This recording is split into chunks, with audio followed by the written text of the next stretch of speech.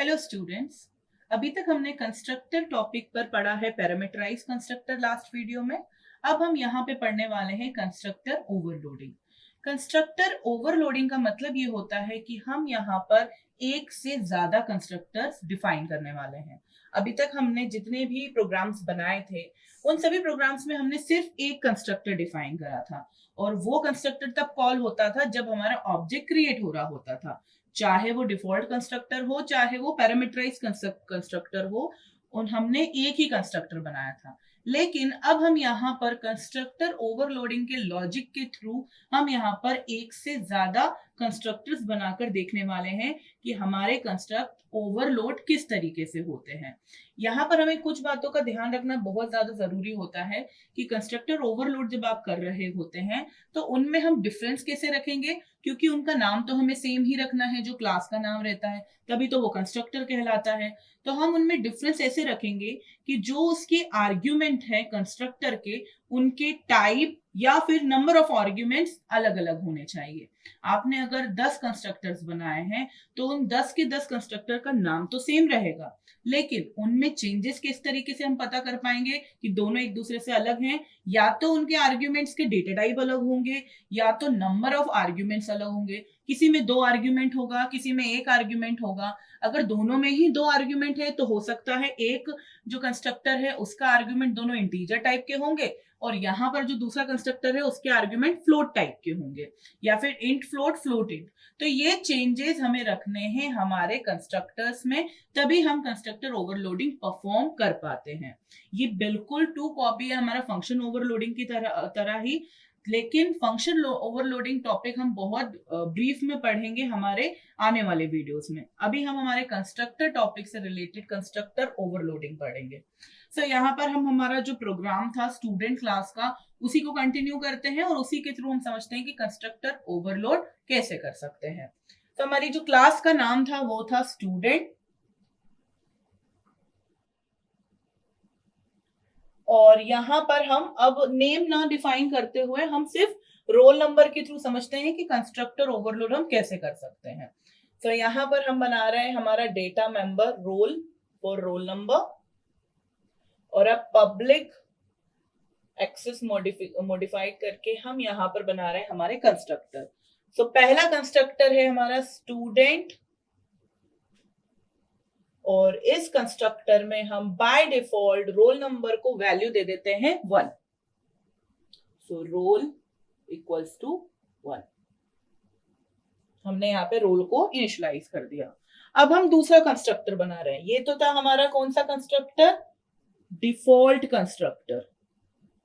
Okay, अब हम बना रहे हैं हमारा दूसरा कंस्ट्रक्टर जो कि होगा हमारा पैरामीटराइज्ड कंस्ट्रक्टर, और इसके पास एक पैरामीटर आ रहा है इंट आर नाम का, और यहां पर हम रोल में असाइन कर रहे हैं आर की वैल्यू, जिस तरीके से हमने पैरामीटराइज्ड कंस्ट्रक्टर लास्ट वीडियो में बनाया था।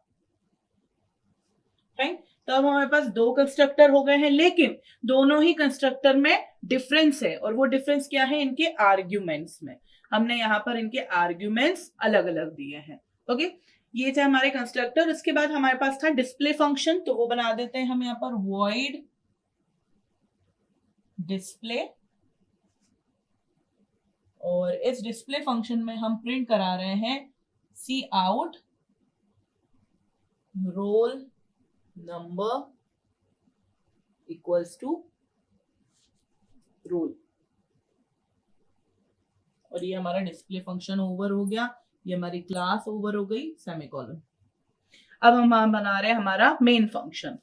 मेन फंक्शन में बनाते टाइम हमें ध्यान रखना है कि ऑब्जेक्ट्स को कॉल हम ऑब्जेक्ट को क्रिएट जिस तरीके से करेंगे उसी के हिसाब से हमारा कंस्ट्रक्टर कॉल होगा। तो पहला ऑब्जेक्ट है हमारा, हम चाह रहे हैं कि सबसे पहले हम कॉल करें हमारा जो डिफॉल्ट कंस्ट्रक्टर है उसको।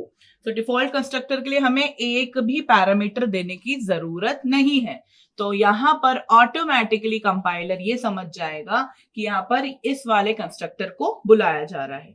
लेकिन जब आप इस तरीके से लिखेंगे स्टूडेंट S2 और आपने यहाँ पर आर्ग्यूमेंट दे दिया है 2, पैरामीटर दे दिया है 2, तो इस केस में हमारा कंपाइलर ये समझ जाएगा कि उसे कॉल करना है पैरामीटराइज कंस्ट्रक्टर को दूसरे कंस्ट्रक्टर को। फाइन, अब हमें इनकी वैल्यूज को डिस्प्ले कराना है। तो सबसे पहले s1 डॉट डिस्प्ले, दूसरा s2 डॉट डिस्प्ले। तो यहां पर हमारे दोनों s1 और s2 की जो भी ऑब्जेक्ट्स के रोल नंबर थे उनके प्रिंट हो जाएंगे। रिटर्न 0। तो ये हमारा जो कंसोल है उस पे क्या प्रिंट हो जाएगा, सबसे पहली बार जब प्रिंट होगा रोल नंबर, तो इसके लिए कौन सा कंस्ट्रक्टर कॉल हुआ है, डिफॉल्ट कंस्ट्रक्टर, क्योंकि हमने यहाँ पे कोई भी आर्ग्यूमेंट पास नहीं करा है, तो वो यहाँ पे प्रिंट हो जाएगा 2। दूसरी बार जब यहाँ पे प्रिंट हो जाएगा 1, क्योंकि हमने यहाँ पे डिफॉल्टली हमने यहाँ पे 1 दी है वैल्यू। और रोल नंबर नेक्स्ट टाइम जब प्रिंट होगा तो इस केस में यहाँ पर प्रिंट होगा जो हमारा दूसरा कंस्ट्रक्टर है पैरामीटराइज कंस्ट्रक्टर, उसकी वजह से हमने 2 वैल्यू दी थी आर्ग्यूमेंट में, तो 2 प्रिंट हो जाएगा। इस तरीके से हम कंस्ट्रक्टर ओवरलोड कर सकते हैं। आप यहाँ पे multiple n number of constructor बना सकते हैं, लेकिन बशर्त हमको यही ध्यान रखना है कि हमारा जो कंस्ट्रक्टर है उनमें डिफरेंस कैसे हो कि उनका डेटा टाइप अलग हो या तो उनके नंबर ऑफ आर्ग्यूमेंट्स अलग हो। यहाँ पे एग्जांपल के तौर पे अगर मैंने एक और डेटा मेंबर बना दिया होता और वो डेटा मेंबर होता मोबाइल नंबर के लिए, तो हमें यूजर से मोबाइल नंबर या तो इनपुट लेना है या हम बाय डिफॉल्ट दे रहे हैं, तो उस केस में भी हम यहाँ पर एक और कंस्ट्रक्टर बना सकते थे जिसमें हम आर्ग्यूमेंट मोबाइल नंबर के लिए दे रहे हैं। तो यहाँ पे क्या हुआ, आर्ग्यूमेंट बदल गए, लेकिन यहाँ पर हमारे आर्ग्यूमेंट का टाइप नहीं बदल पाया, तो इस कारण कंफ्यूज हो जाएगा कंपाइलर, क्योंकि मोबाइल नंबर भी इंट टाइप का होगा और रोल नंबर भी इंट टाइप का होगा। हमको अगर दोनों को अलग रखना है तो हमको इसका टाइप चेंज करना पड़ेगा। कंपाइलर कंफ्यूज इसलिए हो जाएगा, हो सकता है ये 2 वैल्यू वो मोबाइल नंबर वाले कंस्ट्रक्टर को दे दे और ये जो हमारा मोबाइल नंबर का होना चाहिए था वो रोल नंबर को दे दे। तो इसलिए हमें उसका डिफरेंस रखना जरूरी है at the time of creation also और कंस्ट्रक्टर के डेफिनेशन में भी। तो ये होता है कंस्ट्रक्टर ओवरलोडिंग। चलिए इसको एक बार हम प्रैक्टिकली इंप्लीमेंट कर लेते हैं। सो हम यहाँ पर हमारी क्लास बनाते हैं फिर से स्टूडेंट, और इस क्लास के अंदर हम सिर्फ एक डेटा मेंबर बना रहे हैं जो कि है हमारा रोल नंबर के लिए। इसका नाम था इंट, टाइप इंट और रोल, राइट। अब यहाँ पर पब्लिक स्पेसिफाई करके और यहाँ पर हम हमारा बना रहे हैं पहला कंस्ट्रक्टर, डिफॉल्ट कंस्ट्रक्टर, जिसका काम है रोल नंबर को इनिशियलाइज करके वैल्यू 1 दे रहा है। नाउ इसको हम यहाँ पे लिख देते हैं कमेंट करके, डिफॉल्ट कंस्ट्रक्टर। नेक्स्ट अब जो कंस्ट्रक्टर हम बना रहे हैं वो है हमारा पैरामीटराइज्ड कंस्ट्रक्टर। सो स्टूडेंट, यहाँ पर हम एक पैरामीटर बना रहे हैं फॉर्मल पैरामीटर, और रोल को असाइन कर रहे हैं r की वैल्यू। नेक्स्ट अब हम हमारा डिस्प्ले फंक्शन बनाएंगे। सो void डिस्प्ले, और इस फंक्शन का काम है हमारा रोल नंबर प्रिंट कराना।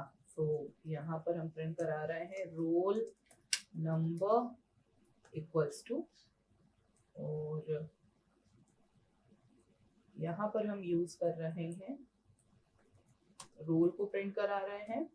तो और हम यहाँ पे एंडल का भी यूज कर लेते हैं ताकि नेक्स्ट लाइन से रोल नंबर प्रिंट हो नेक्स्ट वाला। सो एंडल, और ये यहाँ पर हमारा प्रिंट हो गया। ये हमारी क्लास ओवर हो गई है। अब हम बनाएंगे मेन फंक्शन, जिसमें हम बना रहे हैं हमारा स्टूडेंट क्लास का ऑब्जेक्ट। तो पहला ऑब्जेक्ट है हमारा स्टूडेंट S1, जो कि कॉल कर रहा है डिफॉल्ट कंस्ट्रक्टर को। दूसरा है हमारा S2, जो कि कॉल करेगा हमारा पैरामीटराइज्ड कंस्ट्रक्टर को। और अब S1 डॉट डिस्प्ले कॉल कर रहे हैं हम, और S2 डॉट डिस्प्ले भी हम कॉल कर रहे हैं। तो S2 dot display get ch और रिटर्न 0। अब हम इसे सेव कर देते हैं, कंपाइल करते हैं, नो एरर, रन करते हैं। तो पहला कंस्ट्रक्टर हमारा कॉल हुआ था S1 ऑब्जेक्ट के थ्रू, तो 1 प्रिंट हो गया। दूसरा कंस्ट्रक्टर हमारा कॉल हुआ था S2 ऑब्जेक्ट के थ्रू, तो 2 प्रिंट हो गया। इस तरीके से हम एक से ज्यादा कंस्ट्रक्टर यहाँ पर बना पाए। मान लीजिए यहाँ पर हमें एक और कंस्ट्रक्टर बनाना होता, तो मैं यहाँ पे ले रही हूँ फ्लोट और यहाँ पे बच्चे की फीस ले रहे हैं फॉर एग्जाम्पल हम, तो हम यहाँ पर एक और कंस्ट्रक्टर बनाते हैं स्टूडेंट, और यहाँ पर हम दे रहे हैं फ्लोट, फीस के लिए f यूज कर रहे हैं, और यहाँ पर हम इस तरीके से फी इक्वल्स टू f कर सकते हैं। तो हमारा ये तीसरा कंस्ट्रक्टर बन गया है। तीनों में लेकिन डिफरेंस है। अब यहाँ पर हम पास कर सकते हैं हमारे वेरिएबल्स भी। यहाँ पर मैं एक वेरिएबल बना रही हूँ फ्लोट f नाम का, और ये वेरिएबल की वैल्यू हम यूजर से ले रहे हैं। सो फॉर एग्जांपल हम यहाँ से ले लेते हैं cout enter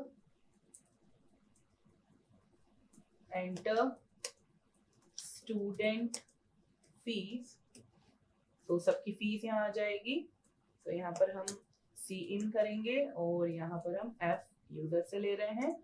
नेक्स्ट हम बना रहे हैं तीसरा ऑब्जेक्ट हमारा S3, और इसमें हम पास कर रहे हैं f। अब हम इसको सेव करते हैं, कंपाइल करते हैं, और अब हम इसको रन करते हैं। तो एंटर स्टूडेंट फीस आ गई हमारे पास 3000 हमने फॉर एग्जांपल लिख दी है। तो रोल नंबर 1 आ गया, रोल नंबर 2 आ गया। हमने अभी फीस प्रिंट कराई नहीं है, इस कारण यहाँ पे फीस प्रिंट हुई नहीं है। तो हम यहाँ पे प्रिंट करा देते हैं फीस बच्चों की। यहाँ लिख देते हैं हम फीस इक्वल्स टू, सबकी कॉमन फीस होगी, और फी को प्रिंट करा देते हैं। और यहाँ पर हमने S1 ऑब्जेक्ट S2 ऑब्जेक्ट को करा, और S3 के थ्रू हम यहाँ पर अब कॉल कर रहे हैं डिस्प्ले फंक्शन। सो S3 डॉट डिस्प्ले, और S3 को अपन मान ली इसमें हम बना दे रहे हैं एक रोल नंबर भी। तो इंट r नाम की एक और चीज बना दे रहे हैं, और यहाँ पर हम वैल्यू दे रहे हैं रोल इक्वल्स टू r। अब यहाँ पर हमने पैरामीटर एक तो ये पास किया है, और साथ में हम रोल नंबर 3 दे रहे हैं। तो हम इसको सेव करते हैं, और डिस्प्ले हमने कॉल कर दिया है, कंपाइल करते हैं, और हम इसे रन करते हैं। तो स्टूडेंट की फीस सबसे पहले देंगे। सो यहाँ पर स्टूडेंट की फीस हमने फॉर एग्जांपल 5000 दे दी। तो यहाँ पर हमारी फीस लिखा आ गई, रोल नंबर 1 2 3। अभी ये जो फीस इनकी लिखी आ रही है वो हमारी गलत क्यों आ रही है? क्योंकि यहाँ पर एज कंस्ट्रक्टर इन्हें नहीं मिली है यहाँ पर फी की सही वैल्यू जो हमने यहाँ पे प्रिंट कराई है। यहाँ पर हमें, क्योंकि हमारा जो फी है वो एक तरीके का क्या है, प्राइवेट डेटा मेंबर है, पब्लिक डेटा मेंबर नहीं है। हमें यहाँ पर उसे पब्लिक डेटा मेंबर बनाना पड़ेगा डिस्प्ले फंक्शन के अंदर भी, तब जाकर वो हमारे दोनों ही 1 और 2 रिकॉर्ड के लिए वो प्रिंट करा सकेगा। तो यहाँ पर हम यहाँ से पब्लिक हटा देते हैं और इसे कंप्लीट यहाँ पर हम कर देते हैं पब्लिक।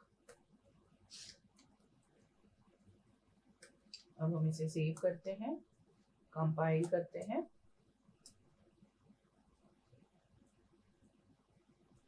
ओके, फीस हमने प्रिंट नहीं कराई है, ये रही।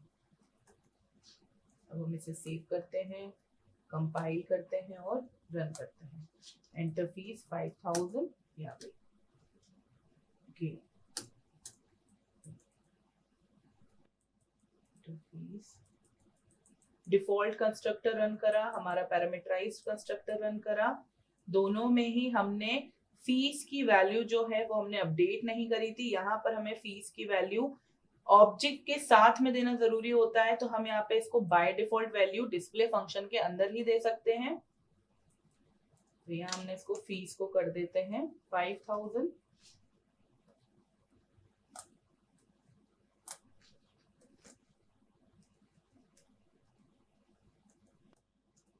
अब आ गए यहाँ पर, फाइन।